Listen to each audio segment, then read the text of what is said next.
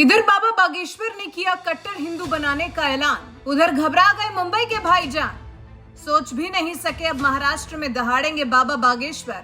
Cut गया social media पर गदर। हर सनातनी को एकजुट करने की बाबा बागेश्वर ने ठानी, याद दिलाएंगे कट्टरपंथियों को उनकी नानी।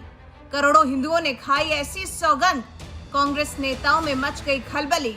कर दिया ये गंदा काम, जो काम कोई नहीं कर सका उसे करने का बनाया बाबा बागेश्वर ने प्लान।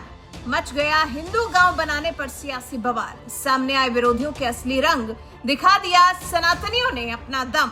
जी हाँ, 100 सुनार की तो एक लोहार की, इस बात को सच कर दिखाया बाबा बागेश्वर ने, जिन्होंने पहले हिंदू गांव बसाने का ऐलान किया और फिर महाराष्ट्र भाईजानों की नींद उड़ाने की सौगंध खा ली, जिसने सबको हैरान कर दिया है।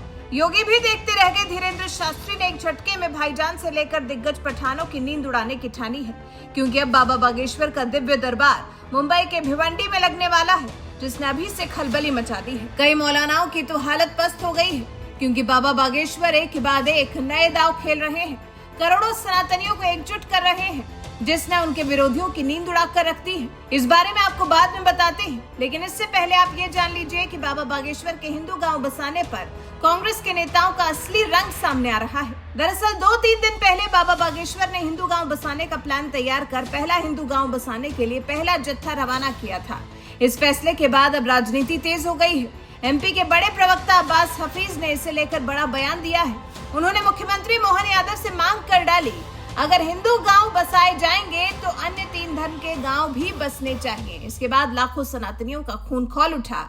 अब्बास हाफिज का कहना है कि मैंने संविधान सम्मत बात कही है, जिन्ना से जुड़ने की तो बात नहीं की। भाजपा विधायक राजनीति कर रहे हैं। अच्छा होगा विधायक वर्ग विशेष गांव के बजाय हिंदू मुस्लिम सिख ईसाई सबका एक गांव बनाने की बात करें। बता दें कि बाबा बागेश्वर ने सोशल मीडिया पर एक वीडियो जारी किया।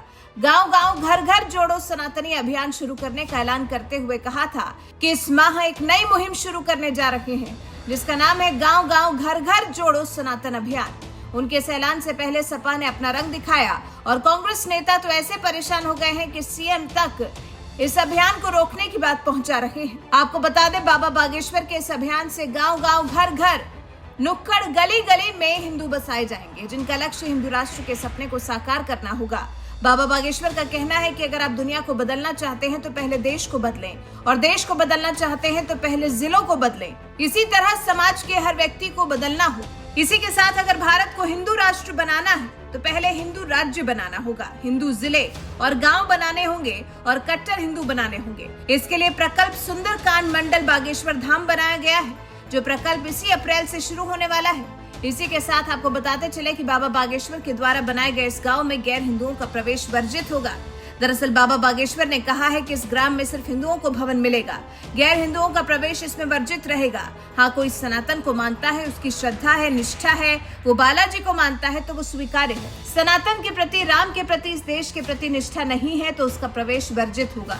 इसी के साथ ही कितने परिवारों को बसाया जाएगा। बागेश्वर धाम के हिंदू ग्राम में 1000 हिंदू परिवारों को बसाने की योजना है। बागेश्वर धाम जन सेवा समिति धर्म प्रेमियों को जमीन उपलब्ध कराएगी।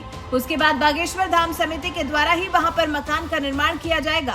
पहली बार में लगभग 50 मकान तैयार किए जाएंगे। 2 साल में हिंदू ग्राम बनकर पूरा हो जाएगा। जो लोग बाबा बागेश्वर के हिंदू ग्राम में फ्लैट खरीदना चाहते हैं, उन्हें सबसे पहले धाम की समिति से संपर्क करना होगा।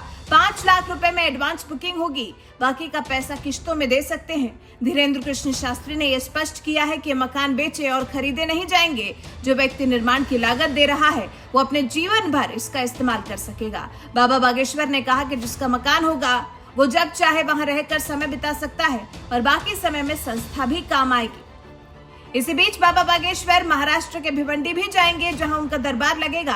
और रिपोर्ट्स की माने तो महाराष्ट्र के भिवंडी में बाबा बागेश्वर की हनुमत कथा 5 से 11 अप्रैल तक हो रही है। ये शोभा आयोजन श्री बालाजी प्राण प्रतिष्ठा के पावन अवसर पर हो रहा है, जिसका श्री गणेश भी हो गया है।